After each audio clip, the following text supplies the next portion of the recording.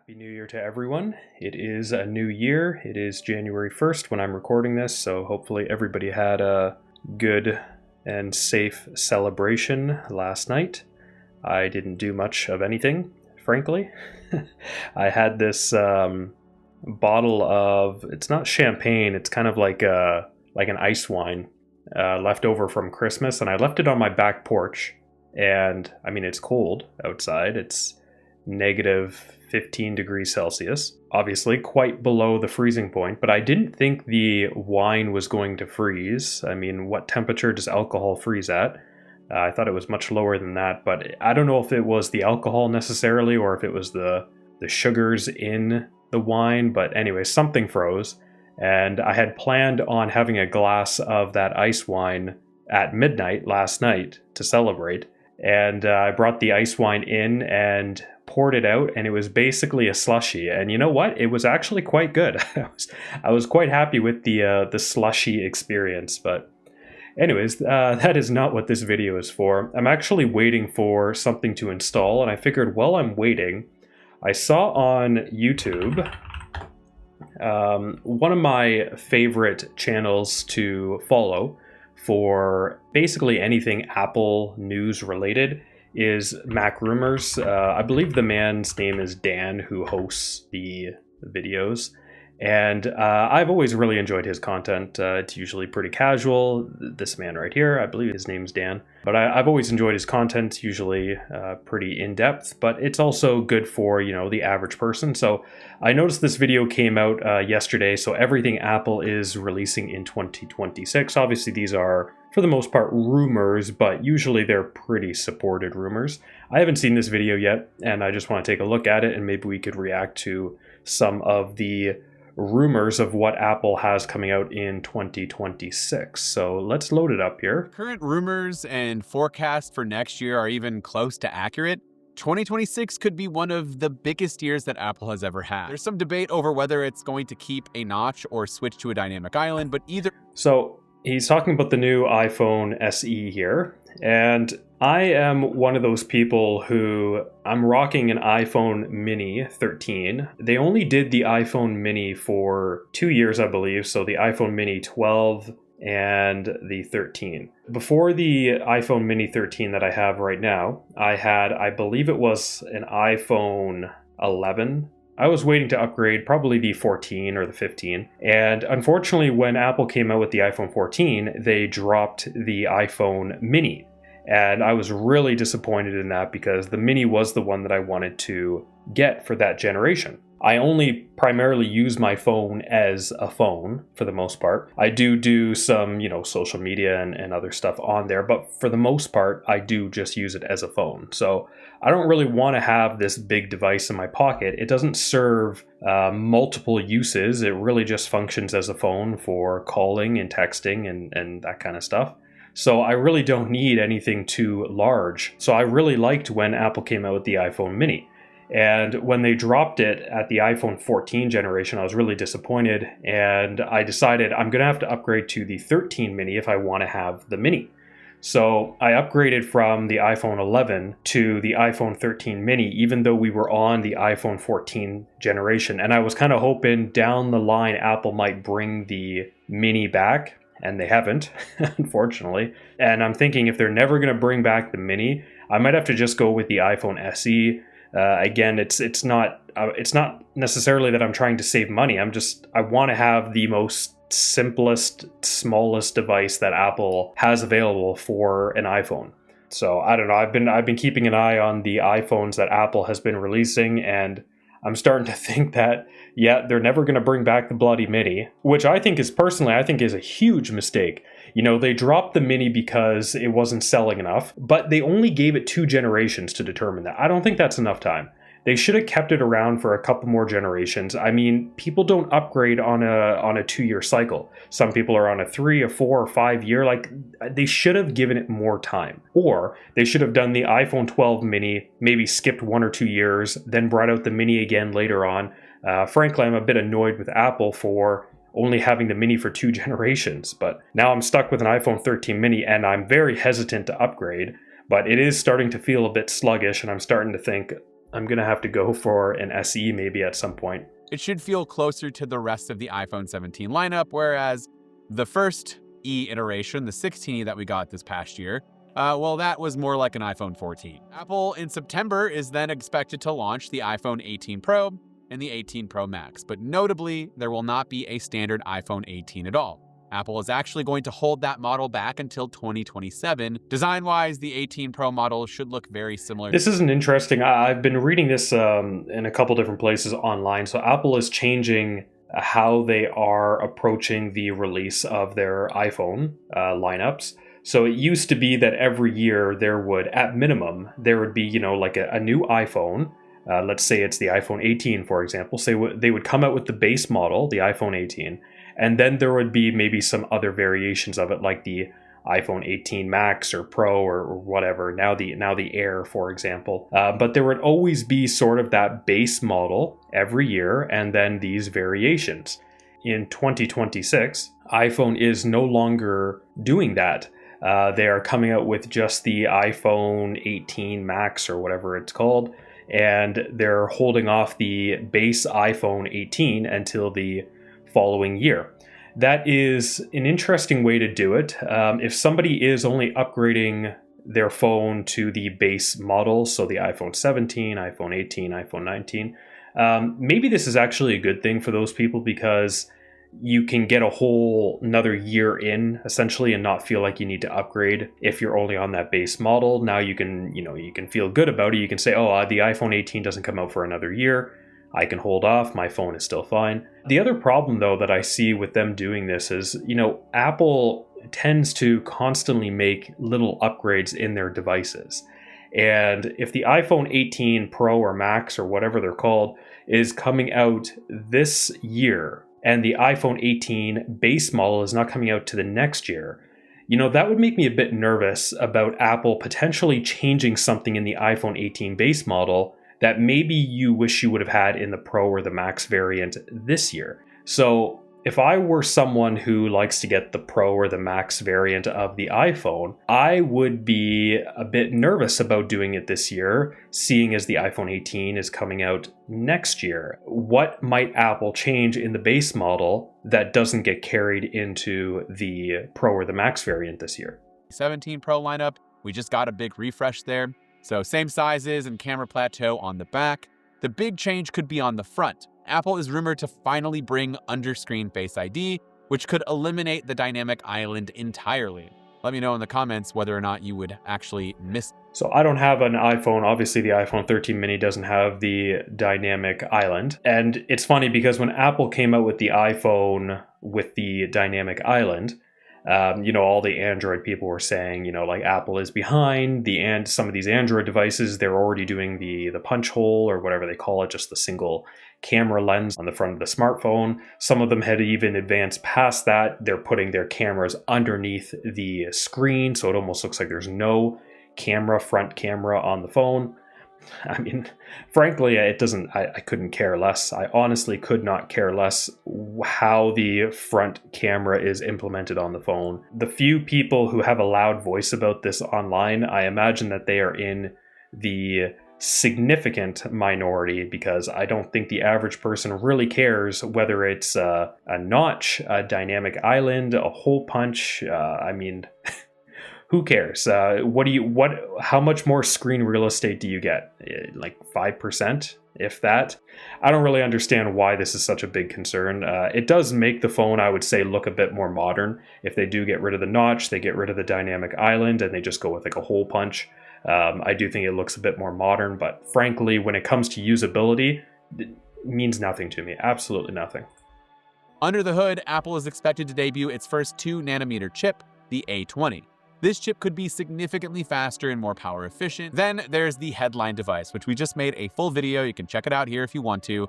Apple's first foldable iPhone, expected in September of 2020. Okay, so lots to say on this. So I have seen several videos, a lot of content talking about Apple working on their first iPhone foldable. And similar to like the hole punch camera and the notch and stuff, I don't get it.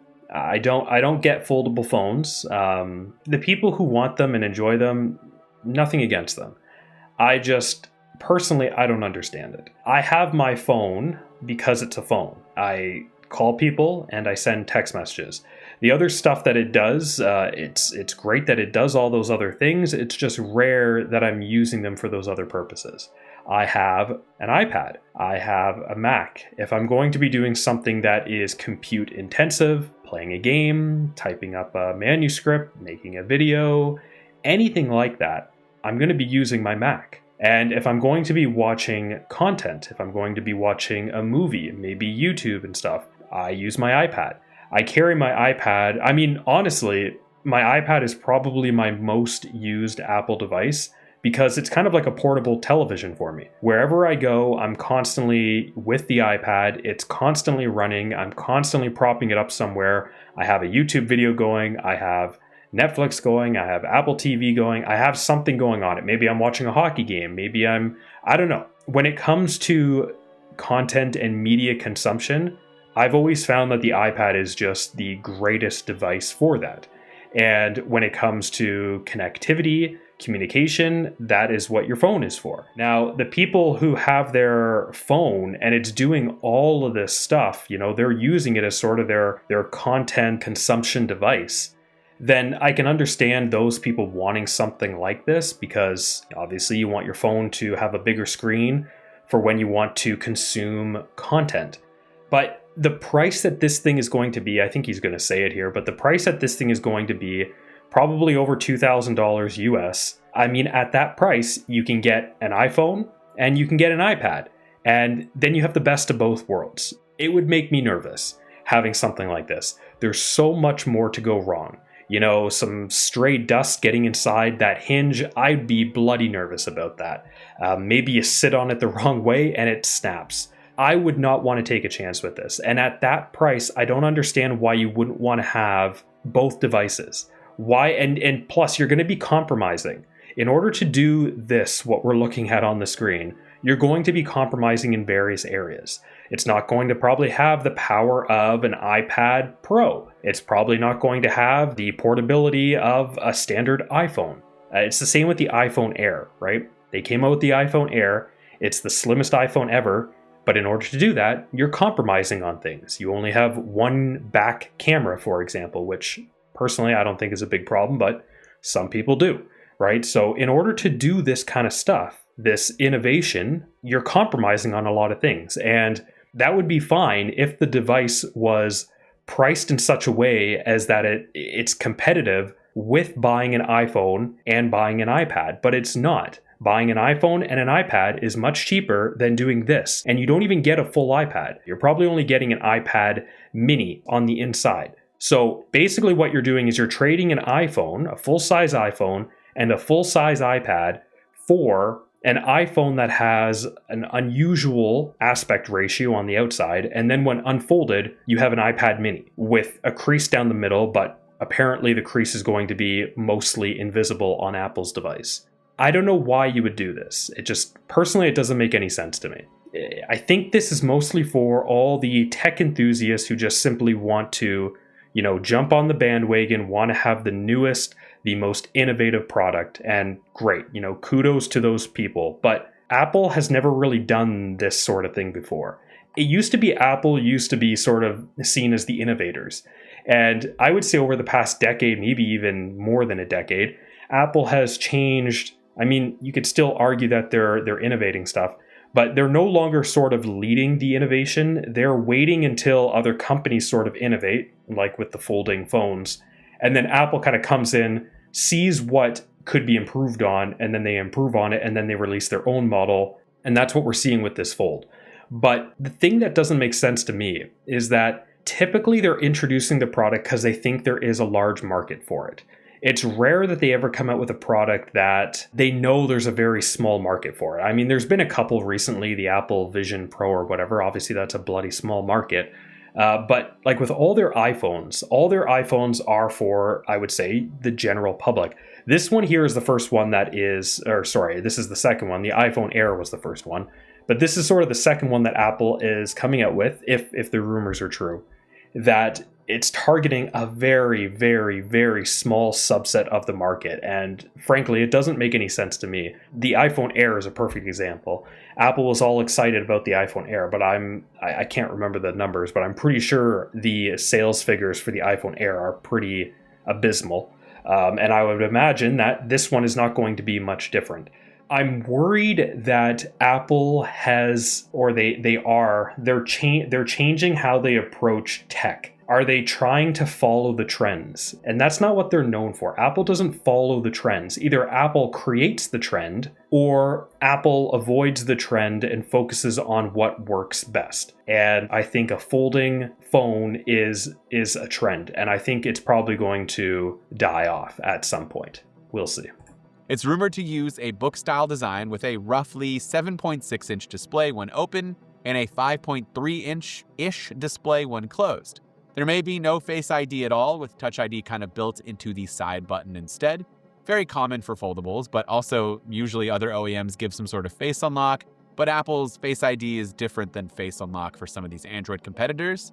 Apple is also said to have large... So perfect example right there. So if that's true, and Apple is not using Face ID for their iPhone Fold, again, all of this is speculation, but let's say it's true.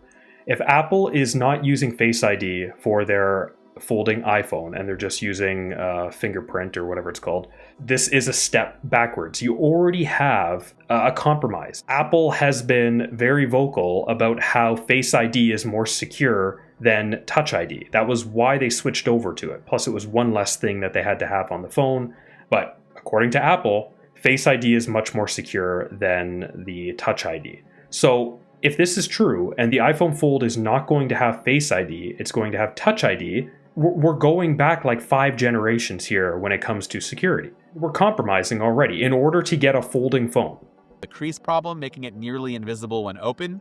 The downside is the price. Could land anywhere between, $1,899 to like $2,500, but we'll see. The iPad Air should also get an early 2026 refresh, jumping up to the M4 chip. Performance gains may be modest for everyday use, but some heavier tasks like video editing, gaming, you should see little improvements there. Fast charging and updated network hardware will also trickle down from the higher end models, so just makes that one even more, I don't know. And we can see here, for example, so again, all rumors, but presumably if this is correct, and the base iPad and the iPad Air are all getting generational upgrades this year, it comes back to my question. Why would you pick a folding iPhone over an iPad like this, which is much larger, probably going to be much faster, more capable? It might even have a better screen. We don't know. Frankly, it's going to have a glass screen, whereas the iPhone Fold is going to have like one of those plastic screens where it sort of gives when you press on it, which the experience is it's degraded, I would say. I mean, if you've ever kind of pressed on one of those folding phone screens, it does not feel premium. Whereas, using an iPad, it does feel premium. So again, it doesn't make any sense to me. The iPad to recommend, like I always do. I think the Air is probably the right iPad for most people.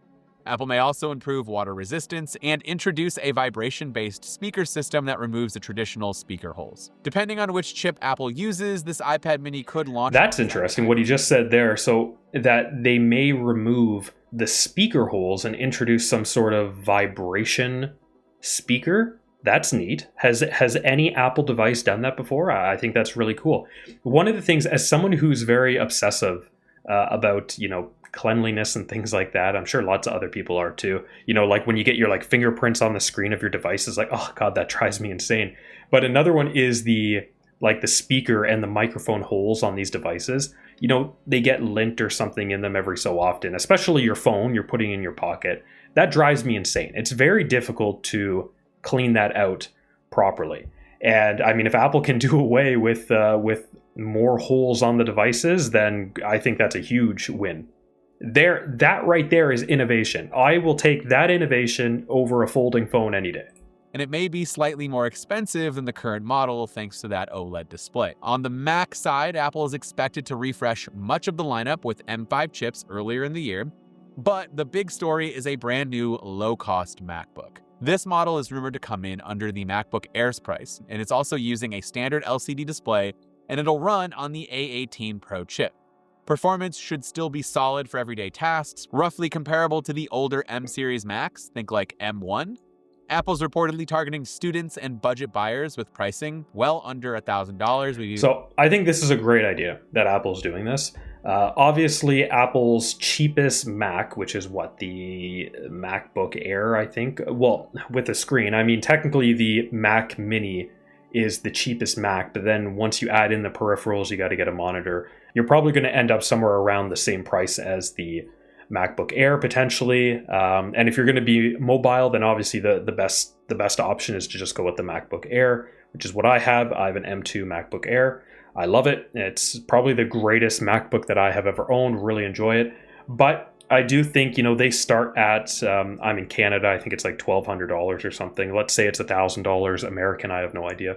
Somewhere around there. That is still a bit much for someone who's just going to use it for, maybe they're a student, as Dan said there, or maybe they're just using it for email or typing or whatever. I mean, they're not using it for gaming, for example. The average person who wants something like that, they don't really want to spend $1,000 on a MacBook Air. If Apple can introduce something at $700 or $800 US, I think that is a great option for the use cases that these people are going to be using it for. It's going to be sufficient. So I think that's a really good idea that Apple is doing that if they bring it in at the right price point. Something like $599 to like $700, kind of in that area. That would be crazy, especially if it runs like an M1. Yeah, it's got a lesser screen and, a lesser chip, but it's still going to be great for a lot of people out there. Possibly with mini LED technology and improved image quality and 120 hertz ProMotion for those displays. And I did a full video on that as well. I'll leave it linked below. Okay, so not this product, but what Dan just said there on the previous one about the new Apple monitors coming out, that's pretty exciting for me in a small way. So again, I'm kind of obsessive when it comes to things, and personally, I like everything being made by, the same company or having the same design language. Right now, I'm using like a Dell gaming monitor, and I have it plugged into my M2 MacBook Air.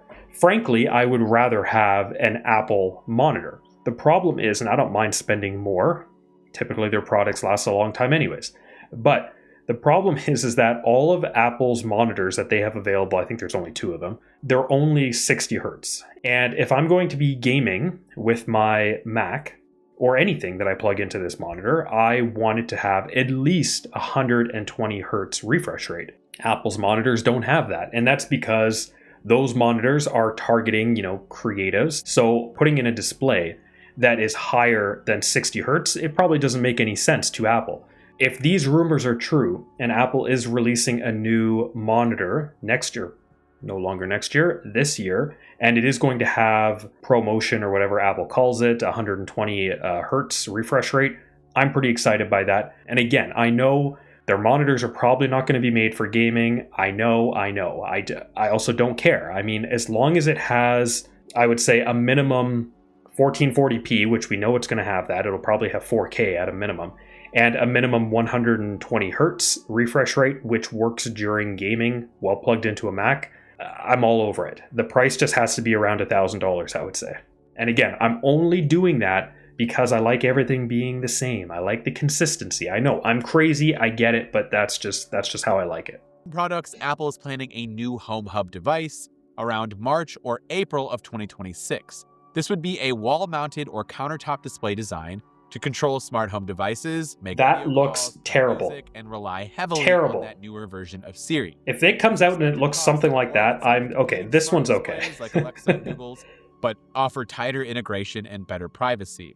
A new HomePod Mini and Apple TV are also expected. I mean, we were expected to get that this year, but now it looks like it'll be early 2026. Both with updated chips and... All right, so a couple things on that. So I have an Apple TV, but it's way old. It's got to be, 4 generations old, potentially. It's probably from like 8 years ago. It used to be one of my most used products. I plugged it into a TV. I had it on all the time. But I would say ever since getting my iPad Air, which was before the M4 iPad Pro, I watch all my content on the iPad. And like I said earlier on, I carry the iPad around the house with me. It's on my desk. I get up. It's in the washroom. I'm brushing my teeth. I got the iPad propped up somewhere. I'm making dinner, the iPad is there. I'm sitting down on the porch, the iPad is there. It's like a portable TV. And ever since I've gotten into that behavior and that habit, I never turn on the Apple TV anymore. This product has pretty much disappeared from my life, which is kind of funny. The other one that they mentioned there with the the HomePod that they're working on with the potential screen, again, doesn't really do anything for me. The fact that I carry around the iPad with me everywhere I go, that already is a HomePod with a screen. And it's mobile. I can carry it around with me. So I don't really understand the HomePod with the screen product. Also arrive around the same time with better tracking and tamper resistance. And later in the year, Apple may even launch its own indoor security cameras designed specifically for HomeKit. But the big thing here is Apple's also rumored to be working on an AI smart glasses similar in concept to Meta's Ray-Ban glasses. These would rely on the iPhone for processing and focus on audio, cameras, and AI features. So, okay. This is another one of those products where, again, how many people are looking for something like this? It's a very small market. But frankly, I actually think this one might be one of the more interesting ones. I wear sunglasses whenever I'm in the car, whenever I'm outside of the house. I wear sunglasses all the time. This isn't a terrible idea. If they look just like normal sunglasses, the bands aren't thicker, they don't stand out in any way, they're completely nondescript. This is interesting. If it has bone conduction or whatever, and you can listen to music while you're walking around, I think this is great. I think this could be a home run.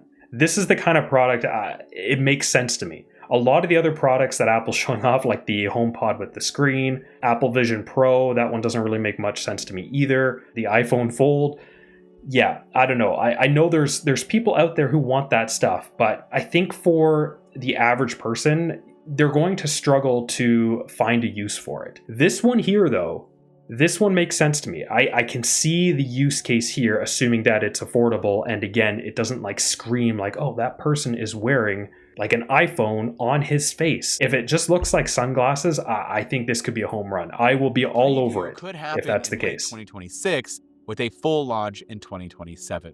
And finally, with software, the biggest update. I would even, as crazy as this sounds, if they come out with a pair of smart sunglasses or whatever, I think back, I don't know, when I was a kid, I'm pretty sure my grandparents had, those glasses, reading glasses, where when they went outside, the lens would get darker. And then when they came back inside, it would take a little bit, but they would get lighter. If Apple did something like that with their eyeglasses or whatever they're going to call them, and even take it even beyond that. Maybe they also add in the ability to block out blue light so you can use the glasses while you're sitting in front of your computer. I mean, if you can wear the glasses while sitting in front of the computer, you can use the glasses while you're walking around the house, and then you can go outside, they get tint, you can use them as sunglasses. I almost don't even think I would need to have AirPods anymore if, assuming these things sounded good with bone conduction or whatever technology they're going to use. I would be wearing these all around the office. I would be fine with that. I used to have a pair of those blue filter glasses for working on a computer, which frankly, I don't think they actually did anything useful, but I did have a pair. And I did wear them to the office a couple times, and I got to tell you, I felt pretty ridiculous. But I would do it if these glasses did everything I wanted them to do. I think you know what? I'm saying it right now. I think these Apple glasses could be the most exciting product of the past, I don't know, decade, if they do it right. In spring of 2026 with iOS 26.4. This update is expected to introduce Apple's long-delayed LLM-powered Siri. Boom. Okay, so this is probably the thing I am ignoring the glasses for a minute, focusing just on software. This is definitely the thing I am the most excited for from Apple.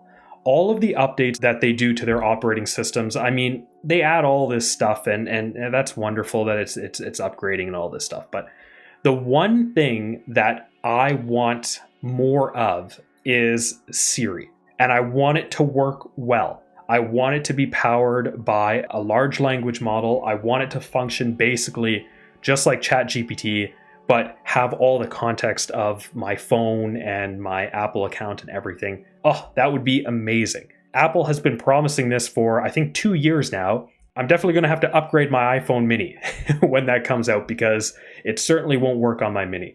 But yeah, I'm very excited for this. It's upsetting that Apple kind of showed this off and announced it. They teased it 2 years ago, I think, and it's still not here yet. So if 2026 is the year that this comes out, I'm very excited for that. And personal context, see what's on your screen, and perform complex actions across applications. Apple has reportedly rebuilt Siri's architecture from the ground up with performance closer to modern AI assistants. New iPhones and Macs are great, but we're expecting new products and new product categories that we've never seen before. A new foldable iPhone, that smart... Yeah, so shout out to MacRumors, by the way. I really like their content, and Dan, they always do some great videos. Nice and simple, easy to understand, and very friendly.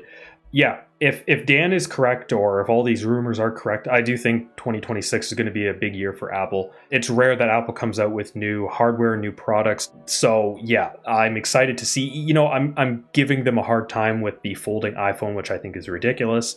I'm giving them a hard time with the HomePod with the screen. Again, I think that's largely ridiculous as well. I think the Apple Vision Pro is a bit ridiculous as well. Like, all of these products don't really make any sense to me, but at the end of the day, new products are still something to get excited about because it's all innovation. Innovation is sort of like it's like a roller coaster, right? You're constantly coming out with these new products, and maybe the product doesn't work. Maybe it doesn't get a lot of sales numbers. Maybe people don't like it.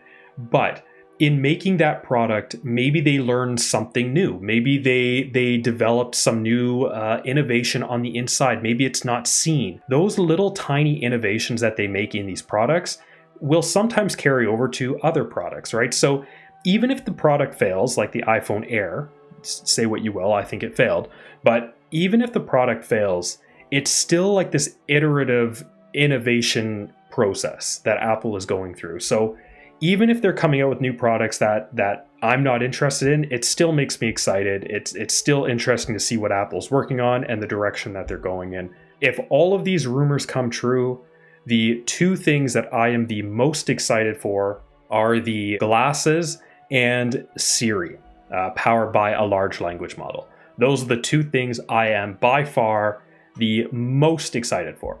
So that's it. See you later.